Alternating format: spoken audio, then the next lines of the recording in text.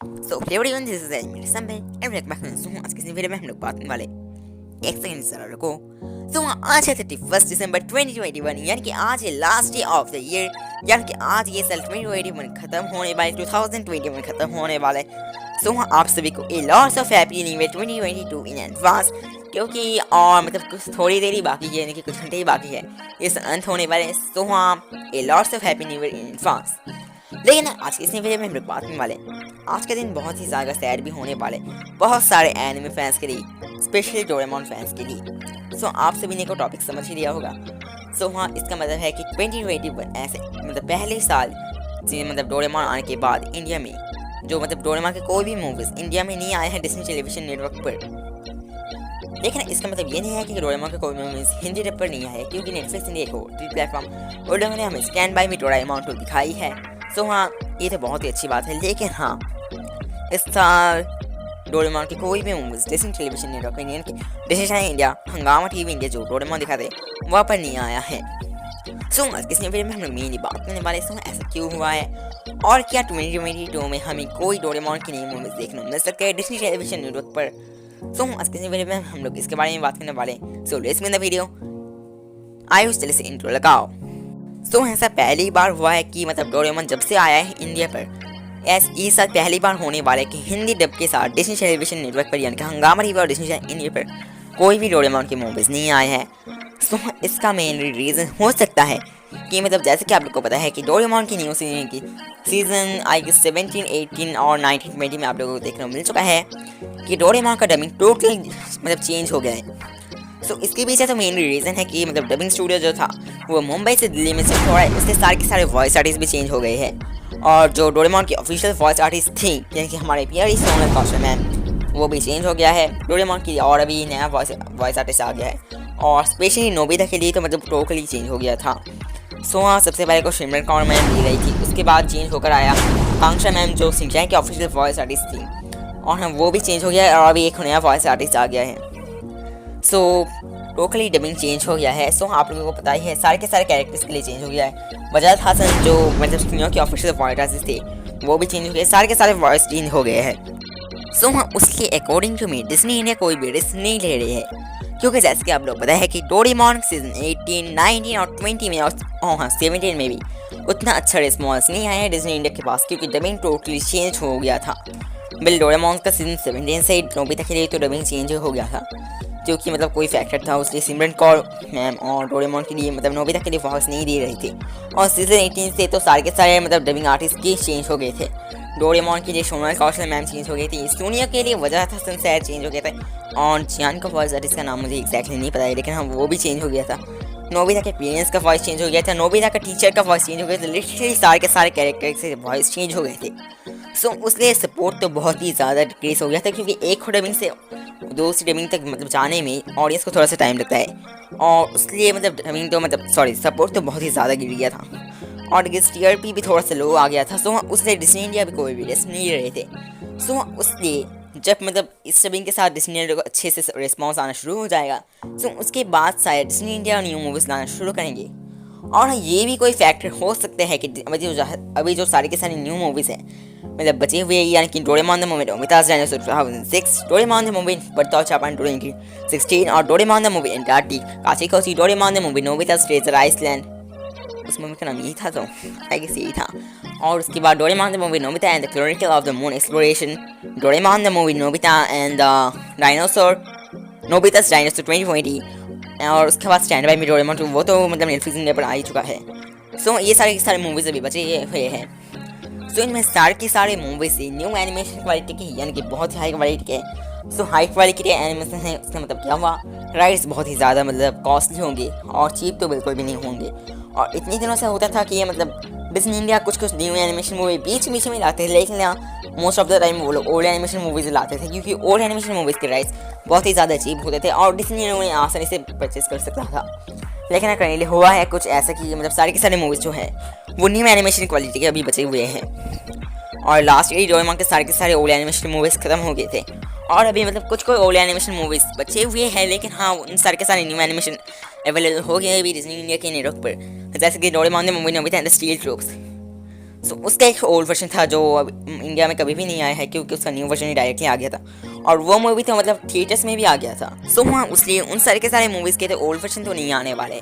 और वैसे ही Doraemon the movie Nobita and explorer Bow भी था, उसका भी डायरेक्ट न्यू वर्जन आया था। वो तो मतलब जापान में लॉन्च होने के 1-2 साल के अंदर ही आ गया था। सो वो तो बहुत ही ज़्यादा मतलब अच्छी बात था, मतलब अच्छा बात था। लेकिन हाँ, अभी जो सारी की सारे मूवीज़ बचे हुए हैं, यानी कि Antarctica Kachi Kochi, Nobita's chronicle of the moon exploration, और उसके बाद Nobita and the treasure island, और उसके बाद नोबिता's डायनासोर 2020, वो सारे के सारे मूवीज़ बहुत ही ज़्यादा रिसेंट है। और उसके बाद Doraemon the movie Nobita's dinosaur 2006 जो है, मतलब जो Doraemon the movie Nobita's dinosaur, मतलब जो बहुत ही मतलब फर्स्ट मूवी था जापान में, उस मूवी का जो मतलब रीमेक वर्जन है, वो सारे के सारे मूवीज़ बचे हुए हैं। और बर्तन जापान और Doraemon the movie Nobita's new dinosaur 2006, वो सारे के सारे मूवीज़ तो आई गेस नहीं आ सकते, क्योंकि डिज्नी इंडिया ने अभी तक कोई भी डोरेमोन का रीमेक मूवी तो नहीं दिखाए।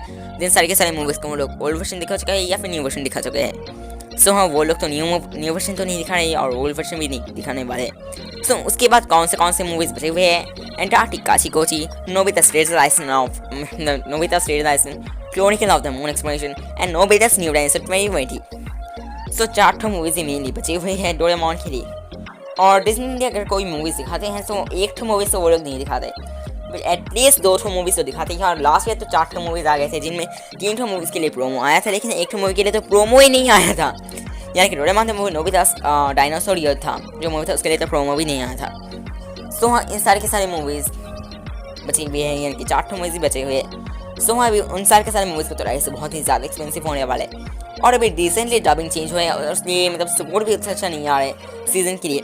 और डिज्नी यार मतलब कुछ महीने बाद ही मतलब एक प्रोमो दिखा रहे हैं डोरेमोन में, वो लोग सीजन 19 और 20 के दिखा रहे हैं, और कुछ दिनों बाद ही रोक देते हैं। सो अकॉर्डिंग टू मी ये भी हो रहा है कि जिससे कि मतलब सारे के सारे ऑडियंस कुछ दिनों बाद देख के रही नहीं हो क्या प्रोमो आ रहे हैं, उसलिए जिसकी वो लोग मतलब हैबिटेट हो जाए कि इस डबिंग के साथ। सो उसके बाद डिज्नी इंडिया शायद डोरेमोन की न्यू मूवीज दिखाने वाले हैं, और आई गेस वो लोग थोड़ा सा वेट भी कर रहे हैं कि जिसकी वो लोग मतलब ओल्ड डबिंग टीम को भी वापस ला सके। सो ऐसा भी हो सकता है। अभी हम लोग बात कर रहे थे इस साल मतलब जो न्यू ईयर आने वाले यानी कि 2022 यानी कि 2022 में क्या डोरेमोन का कोई भी मूवीज हिंदी में डिज्नी नेटवर्क इंडिया पर आ सकता है, यानी कि डिज्नी टेलीविजन नेटवर्क पर। तो वहाँ उसका आंसर है हो भी सकता है या फिर नहीं भी हो सकता है, लेकिन अकॉर्डिंग टू मी आ सकता है। और ज़्यादा कुछ एक्सपेक्टेशन मत रखना, क्योंकि ये मतलब उतना भी ज़्यादा कंफर्म नहीं है, but according to me 1 movies आ सकते हैं, जिस मूवी का नाम है Doraemon the movie Nobita and the Antarctica Kachi Kochi. So इसके बारे में तो कोई भी कंफर्मेशन नहीं है कि ये मूवी आने वाली या फिर नहीं, लेकिन अकॉर्डिंग टू मी ये मूवी आ सकता है, क्योंकि ये मूवी 2017 में आया था और अभी चल रहा है 2021, और कल ही होने वाले 2022, 2018, 2019, 2020 और 2021, और ये 5 साल का गैप होने वाला है इस मूवी को लेकर। सो उसलिए शायद डिज्नी इंडिया मतलब नेक्स्ट ईयर को एक न्यू मूवी दिखाने वाले हैं। और एक चीज़ मतलब 2021 में जापान में भी कि डोरेमोन का कोई भी नया मूवी नहीं आया है। आप लोगों को अगर पता नहीं तो हाँ, Doraemon the movie Nobita's little star Doraemon the movie little space world Nobita's little space world 2021, वो उस मूवी को पोस्टपोन किया गया है 2022 के लिए। तो ये भी एक फैक्टर हो सकता है कि डिज्नी इंडिया कोई भी डोरेमोन की मूवीज इस साल नहीं दिखाने वाले हैं या फिर नहीं दिखाया है। वह इतना भी ज़्यादा कोई बड़ा तो फैक्टर नहीं है, लेकिन ऐसा हो सकता है क्योंकि जापान में तो इस साल कोई भी डोरेमोन की मूवीज़ नहीं आए, यानी कि 2021 को। हाँ, मुझे पता है कि Doraemon the movie Nobita's little space world या फिर Doraemon the movie Nobita's little star world 2021, उस मूवी के 2021 में लॉन्च मतलब करने वाला था मतलब TVS यानी कि जापान में। लेकिन हाँ, ड्यू टू सम फैक्टर्स यानी कि कोविड-19 की वजह से इस मूवी को पोस्टपोन किया गया है 2022 में, और उसलिए आई गेस डिज्नी ने भी मतलब इस साल कोई भी डोरेमोन की मूवीज नहीं दिखाने वाले हैं या फिर नहीं दिखाया है। Well according to me next year 2022 में Doraemon the movie Nobita and the Antarctica Kachi Kochi तो आ ही सकता है, क्योंकि इस मूवी को आए हुए मतलब 5 साल हो गया जापान में। सो उसलिए आई गेस ये मूवी आ भी सकता है नेक्स्ट ईयर को, लेकिन इसके बारे में कोई भी कंफर्मेशन नहीं है, क्योंकि इस मूवी का अभी तक सर्टिफिकेट भी नहीं निकला है। डिज्नी इंडिया के पास इस मूवी के मतलब लाइसेंस ही यानी कि राइट्स भी है या फिर नहीं, इसके बारे में भी कोई भी कंफर्मेशन नहीं है। तो इसलिए मैं कोई भी कंफर्मेशन आप लोगों को नहीं देने वाला हूँ कि मूवी आने वाला है या फिर नहीं, लेकिन हाँ मोस्ट प्रोबेबली ये आ सकता है।